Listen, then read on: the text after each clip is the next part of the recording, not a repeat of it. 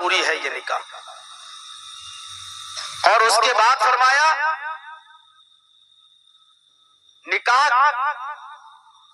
کس لیے کیا جاتا ہے، سبب کیا ہے، ریزن کیا ہے، شادی کرنے کا فائدہ کیا ہے؟ فَإِنَّهُ أَغَضُّ لِلْبَصَرِ وَأَحْسَنُ لِلْفَرْجِ، اس لیے کہ نکاح کرنے کے بعد انسان کی نگاہیں جھک جاتی ہیں۔ فَإِنَّهُ أَغَضُّ لِلْبَصَرِ، شادی نکاح انسان کی نظروں کو نیچے کر دیتا ہے، جھکا دیتا ہے۔ مطلب سمجھ رہے ہو؟ شادی کر کے بیوی آپ کے پاس آ گئی، اب آپ کی نظریں جھک گئیں، یعنی شادی سے دوسروں کی بہن بیٹیاں محفوظ ہو جاتی ہیں۔ نکاح کرنے سے نگاہیں جھک جاتی ہیں۔ نکاح کرنے کے بعد انسان دوسروں کی ماں بہن بیٹیوں کی طرف نظریں اٹھا کر نہیں دیکھتا ہے۔ وَأَحْسَنُ لِلْفَرْجِ، اور نکاح کرنے سے شرمگاہ کی حفاظت ہوتی ہے۔ ابھی تک جو بے لگام گھوڑے تھے نکاح کے بندھن میں بندھ چکے ہو، اب تم اپنی شرمگاہ کا ناجائز استعمال نہیں کرو گے۔ شرمگاہ کی حفاظت ہوتی ہے۔ دیکھ رہے ہیں، شادی کی طاقت ہو تو نکاح کر لو، شادی سے نگاہیں جھک جاتی ہیں، شرمگاہ کی حفاظت ہوتی ہے۔ اور اس کے بعد فرمایا اگر طاقت نہیں ہے، بیوی کو کھلا نہیں سکتے، اس کو پلا نہیں سکتے، اس کا علاج نہیں کرا سکتے، اس کو رہنے کے لیے چھپر نہیں دے سکتے، اس کو پہنا نہیں سکتے اور اس کا پرسنل حق ادا نہیں کر سکتے، فَمَن لَّمْ يَسْتَطِعْ فَعَلَيْهِ بِالصَّوْمِ، تو اللہ کے نبی نے فرمایا تو تم نفلی روزے رکھا کرو۔ روزہ نفلی، اس لیے کہ روزہ رکھنے سے انسان کی شہوت کنٹرول میں ہو جاتی ہے، روزہ رکھنے سے انسان کے اندر تقوی و پرہیزگاری آتا ہے، پرہیزگاری جب آتی ہے تقوی آتا ہے، تو روزہ جب رکھو گے تب بھی تم دوسروں کی ماں بہن بیٹیوں پر غلط نظر نہیں ڈالو گے۔ نکاح کا یہ فائدہ بیان کیا ہے محمد رسول اللہ صلی اللہ علیہ وسلم۔ کیا یہ فائدے ہماری شادیوں میں نظر آ رہے ہیں؟ ایک حدیث پڑھی ہے ابھی ہم نے آپ کے سامنے، صرف ایک حدیث، اس حدیث پر اگر گفتگو کروں تو بہت لمبی بات آگے بڑھ سکتی ہے۔ طاقت میں کیا کیا چیزیں شامل ہیں، نان نفقے میں کیا کیا چیزیں شامل ہیں، بیوی کو کھلانے اور پلانے کی طاقت۔ اس کا یہ مطلب نہیں کہ وہ بیوی جب تمہارے گھر پہ آئے تو روزانہ پیزا مانگے، روزانہ برگر مانگے، روزانہ بریانی مانگے تو اس کو کھلاؤ، نہیں۔ اپنی بیویوں کے ساتھ رہو دستور کے مطابق، یعنی معاشرے میں، سماج میں اور سوسائٹی میں کھانے اور پینے کا جو رواج ہے، جو چلن ہے، اس کے مطابق۔ اگر آپ کے ہاں دال بھات کھایا جا رہا ہے تو آپ کو اپنی بیوی کو وہی کھلانا ہے۔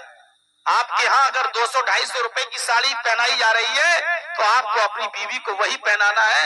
اگر وہ 10,000 کا سوٹ مانگے گی تو اس کی بات نہیں مانی جائے گی۔ یہ البات میں شامل ہے کھلانے کی، جو تم کھاؤ وہ اپنی بیوی کو کھلاؤ، جو تم پہنو وہ اپنی بیوی کو پہناؤ۔ خبردار اپنی بیوی کے گال پر کبھی تھپڑ مت مارو، وہ دوسری بحث ہو جائے گی، پھر ہم دوسری طرف بہک جائیں گے۔ آئے نوجوانوں، اپنی بیوی کو کھلانے پلانے کی اور اس کا پرسنل حق ادا کرنے کی طاقت ہے، اس کو رکھنے کے لیے، سر چھپانے کے لیے جگہ دے سکتے ہو، جو تم پہنتے ہو وہی اس کو پہنا سکتے ہو، جو تم کھاتے ہو وہی اس کو کھلا سکتے ہو، جہاں تم رہتے ہو اس کو وہیں رکھ سکتے ہو۔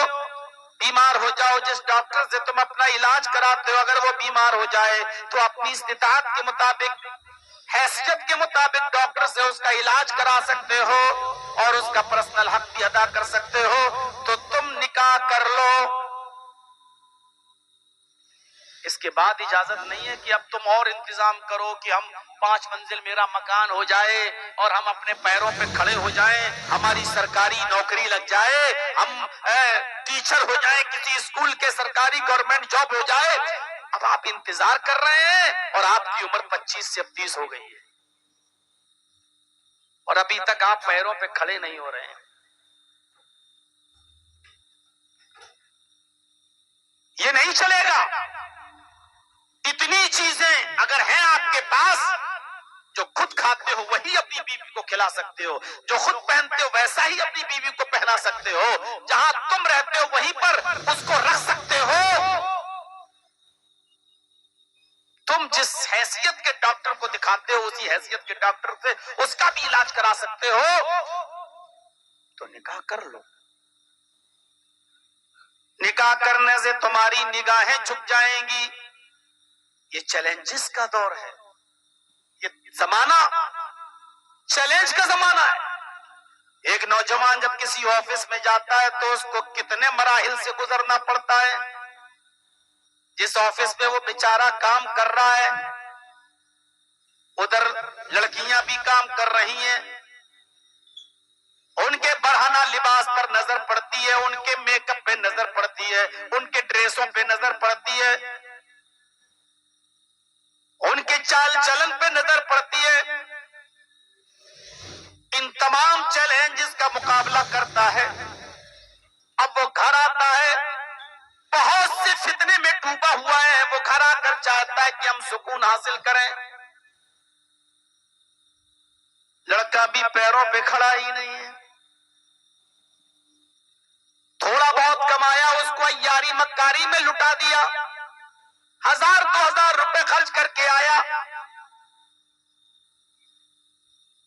اپنے دل میں لگی ہوئی آگ کو کہیں بجھا کر آیا. باپ سے پوچھا جا رہا بیٹے کی شادی ہوئی, باپ کہتا بیٹا اپنے پیروں پہ کھڑا ہو جائے تب کریں گے.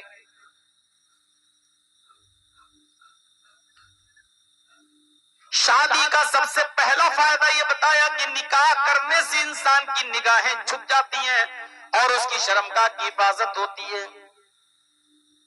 تو آئے نوجوانوں, اصغر صاحب کہہ رہے تھے نا, دنیا برا مانے مانتی رہے, ناراض ہوتی ہے ہوتی رہے, ہمیں بارات نہیں لے کے جانا ہے تو نہیں لے کے جانا ہے, ناجائز ہے تو ناجائز ہے.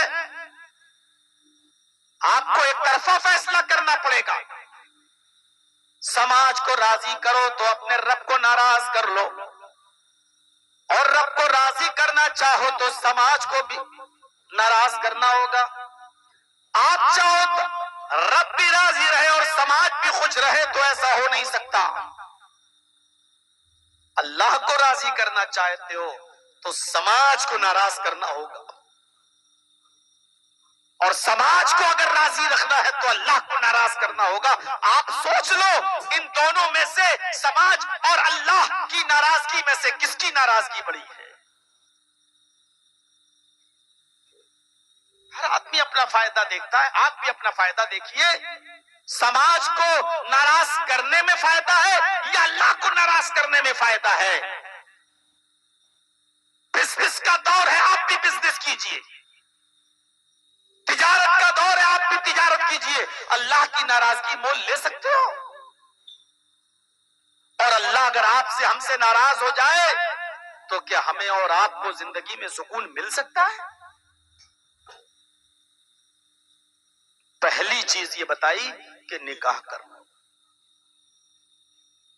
اس کا فائدہ بھی بتا دیا. اب دوسری چیز ایک اور بتائی جا رہی ہے, غور سے سنیے گا. نکاح کرو تو کس سے کرو؟ جب نکاح کرنے جاؤ تو انتخاب کس لڑکی کا ہو؟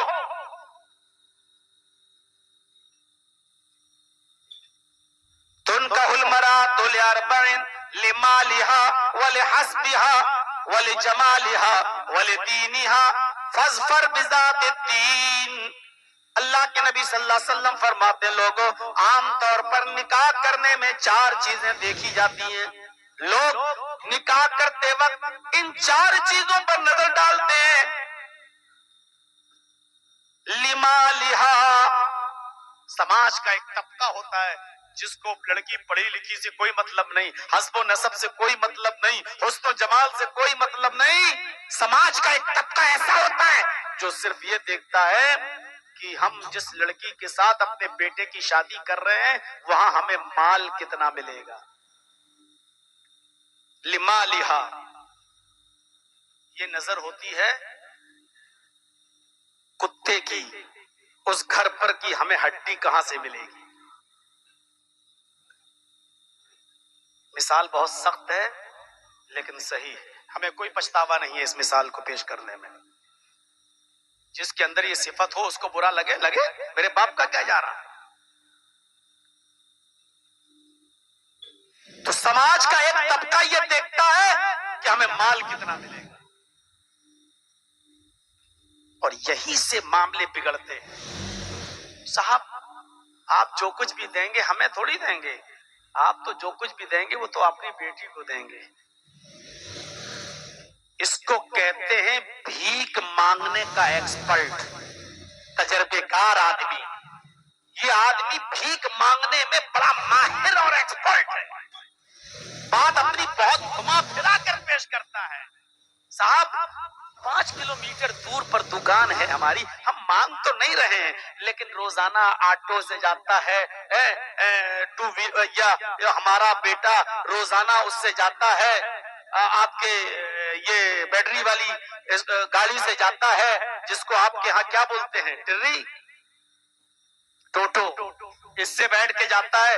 تو پیچھے سے سامنے سے آ کے ہمارا بھی پھر دماغ ہوگا چائے پینے کا.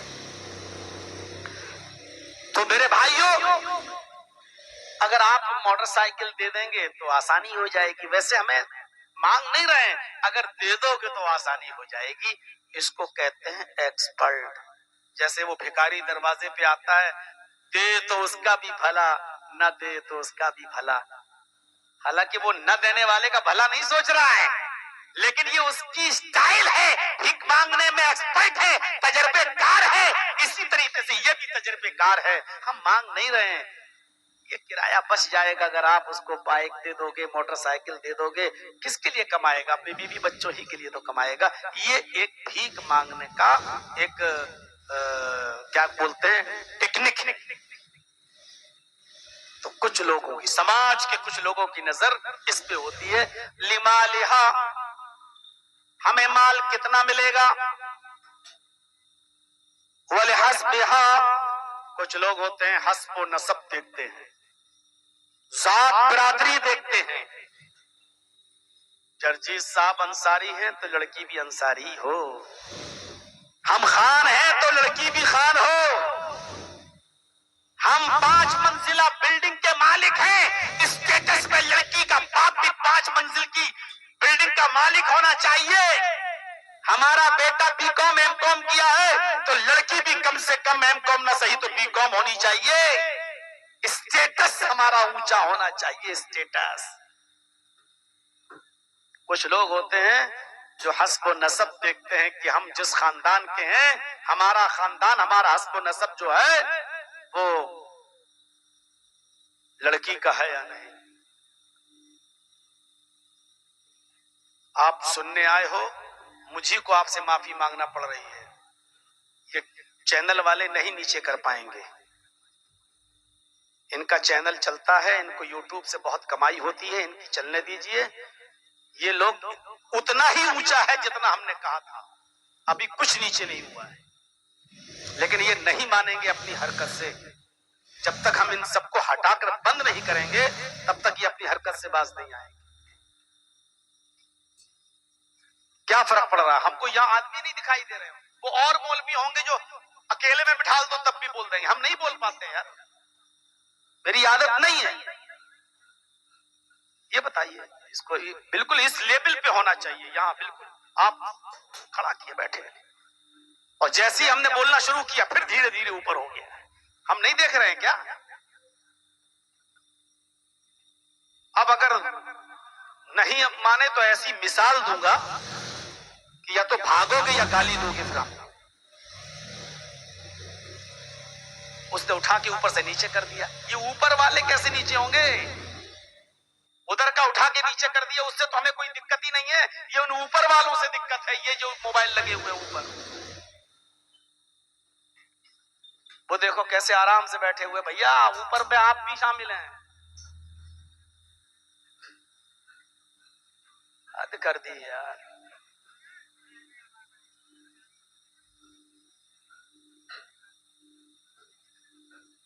کتنا روپیہ مہینہ آ جاتا ہے یوٹیوب سے؟ صحیح بتائیے گا ایمانداری سے. آج ان سب سے چندہ لیجئے گا مدرسے والے. یہ حفظ کے لیے سب مدرسے میں 1 مہینے کا پورا 1 دن کا ہر چینل والا دے. چھوڑ دو بیٹا، نہیں کر پاؤ گے تم. ہم جتنا نیچا چاہتے ہیں اتنا نہیں کر پائیں گے. تمہارے باپ کیا دادا بھی نہیں کر پائیں گے. آپ نہیں کر پاؤ گے. رہنے دیجئے، آپ ہی لوگ تھوڑا سا برداشت کر لیجئے. آ جانے دیجئے انکم ان کے کھاتے میں. کل سے آؤ، تمہارے ایک بھی چینل ہم اپنے دیتے ہیں تو بتائیں گے. تو میرے بھائیوں، حسب و نسب کی دوسری چیز بتائی گئی. حسب و نسب. ہم اتنے اونچے خاندان کے ہیں تو لڑکی بھی اونچے خاندان کی ہونی چاہیے. اور تیسری چیز کیا دیکھی جاتی ہے؟ وَلِجَمَالِهَا، خوبصورتی دیکھ کر شادی کی جاتی ہے. خود چاہے جیسا رہے، لیکن جس سے شادی کرنا ہے وہ حور ہونا چاہیے. خود چاہے شادی کے بعد دونوں کو کھڑا کر دیا جائے تو دیکھنے والا کہے پہلوئے حور میں لنگور، خدا کی قدرت. خود لنگور سا دکھے لیکن بیوی حور سی ہونی چاہیے. کچھ لوگ ایسے ہیں جو خوبصورتی دیکھ کر شادی کرتے ہیں، ان کو کچھ نہیں. وہ نیپالن کی طرح چپٹی ہو، ٹپٹی ہو، پچکی ہو، کچھ نہیں، گوری ہو، خوبصورت ہونی چاہیے. کچھ ہوتے ہیں جو حسن و جمال دیکھ کر شادی کرتے ہیں، اور کچھ لوگ ایسے بھی ہیں. سماج کا ایک طبقہ ایسا بھی ہے جو چوتھی چیز کو بھی دیکھتا ہے. کیا؟ وَلِدِينِهَا، دینداری. لڑکی دیندار ہو. آج کے زمانے میں دیندار لڑکی بہت مشکل ہے. آپ اگر یہ سمجھتے ہیں کہ مدرسے میں پڑھنے والی لڑکی دیندار ہوگی تو یہ آپ دھوکے میں. اگر آپ یہ سمجھتے ہیں کہ برقعے میں 24 گھنٹے رہتی ہو، برقعے میں نقاب نہ اتارتی ہو، وہ بہت دیندار ہوگی تو آپ دھوکے میں. ہم ایسی ایسی عالماؤں کو جانتے ہیں جو مدرسوں سے پڑھ کے نکلی ہیں، عالمہ ہیں، ڈگری لی ہے، فاضل ہیں، لیکن اپنے باپ کو دھوکہ دے کر غیر مسلم لڑکوں کے ساتھ شادی، مندر میں پھیرے لگائے، سندور لگایا ہے. آج کے زمانے میں دیندار لڑکی مل جائے یہ بہت بڑی نعمت ہے.